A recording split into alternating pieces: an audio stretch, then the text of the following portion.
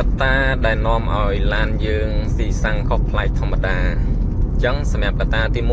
1តាក់ទងនឹងសម្ពាធខ្យល់កង់បើសម្ពាធខ្យល់កង់ជាធម្មតាយើងអាចសប់ទាំងមុខទាំងក្រោយឲ្យស្មើគ្នាក៏បានឬក៏ខាងមុខតឹងជាងខាងក្រោយក៏បានដែរប៉ុន្តែសំខាន់ឆ្វេងស្ដាំក៏ត្រូវតែស្មើគ្នាបើមិនជាឆ្វេងស្ដាំនឹងអត់ស្មើគ្នាបាទវាធ្វើឲ្យឡានយើងវារត់ទៅវាម៉ាស៊ីនរៀងប្រឹងបាទប្រឹងខុសប្លែកធម្មតាអញ្ចឹងនេះគឺជាកត្តាសំខាន់មួយដែរដែលយើងអត់សូវបានយកចិត្តទុកដាក់ហើយវាក៏ជាកត្តាដែលនាំឲ្យឡានយើងស៊ីសាំងខុសប្លែកពីធម្មតាផងដែរបាទអញ្ចឹងតើតោមួយសម្ពាធខ្យល់កង់បាទឆ្វេងស្ដាំត្រូវស្មើគ្នាណាកុំឲ្យមានធូរកត្តាទី2តើតោជាមួយនឹងការបើកបររបស់យើងផ្ទាល់តែម្ដងបាទមានន័យថាយើងចូលចិត្តប្រើលបឿនលឿនបើកលបឿនលឿនបាទចាប់ពីកៅឡើងហ្នឹងបាទកៅឡើង100ជាងហើយចូលចិត្តវ៉ាជេងបាទវ៉ាចនហ្វ្រាំងហ្នឹងហើយបាទវាធ្វើឲ្យឡានយើងវាស៊ីសាំងខុសប្លែកធម្មតាផងដែរបាទវាស៊ីជាងគេហើយកត្តាទី3ហ្នឹងក៏តកតងនឹងការបើកបរដែរគឺយើងចូលចិត្តប្រើប្រាស់បាទឡានយើងដឹកធ្ងន់បើកបរដោយជន់ហ្គាប្រឹងខ្លាំងអាហ្នឹងក៏វាស៊ីសាំងខុសប្លែកធម្មតាដែរហើយកត្តាមួយទៀតតកតងជាមួយនឹងផ្នែកប្រព័ន្ធម៉ាស៊ីនបាទប្រព័ន្ធម៉ាស៊ីនគឺបូស៊ីមានន័យថាយើងប្រើដោយមិនដែលខ្វាយខ្វល់ពីការលាងសម្អាតឬក៏ការបដូរបាទទុកឲ្យបូស៊ីនឹងឡើងស្នឹមមកចាស់ខ្លាំងពេកបាទវាចិត្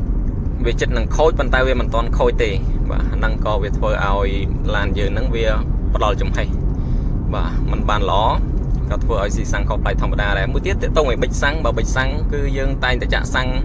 មិនល្អឬក៏សាំងយើងប្រើប្រាស់យូរទៅវាមានជាតិកំណកកបោនអីផ្សេងដែលផ្ដល់ចំហេះមកបាញ់ធ្វើឲ្យបិចសាំងនឹងបាញ់មិនល្អបាទហ្នឹងក៏វាធ្វើឲ្យឡានយើងហ្នឹងស៊ីសាំងខុសប្លែកធម្មតាផងដែរអញ្ចឹងកត្តាបូស៊ីបិចសាំងនេះក៏សំខាន់ដែរណាអញ្ចឹងបានគេមានទឹកលាងបិចសាំងបាទឲ្យយើងជិះបានប្រហែល10000គីឡូហ្នឹងគឺយើងគួរតែចាក់ទឹកលាងទៅដល់បិចសាំងហ្នឹងម្ដងទៅបាទដើម្បីឲ្យវាបាញ់សាំងបានល្អឡានយើងក៏វាស្ទុះខ្លាំងល្អជាងមុនដែរហើយចំណែកការប្រើប្រាស់ម៉ាស៊ីនត្រជាក់បងប្អូនបាទការប្រើប្រាស់ម៉ាស៊ីនត្រជាក់ក៏វាជាផ្នែកមួយដែរបាទយើងប្រើប្រាស់ម៉ាស៊ីនត្រជាក់ដែលមាននេះមានន័យថាយើងប្រើដល់ហាយនេះពេកណាបាទអឹមឬក៏ហាយនេះហើយយើងដាក់កន្លែងនេះកន្លែងធីមនេះបាទកន្លែងថែមបាទថែម pressure នេះកន្លែងហ្នឹងយើងដាក់ដល់ឡូពេកបាទដល់ឡូហើយកម្រិតខ្យល់វាបាញ់ខ្លាំងអាហ្នឹងក៏វាជាផ្នែកមួយទៀតដែរបាទដែលរួមផ្សំធ្វើឲ្យឡានយើងហ្នឹងវាម៉ាស៊ីនវាប្រឹងខ្លាំងកាលណាតែម៉ាស៊ីនវាប្រឹងខ្លាំងសាំងវាក៏จะបាញ់ខ្លាំងហើយអញ្ចឹងក៏ធ្វើឲ្យឡានយើងវាស៊ីសាំង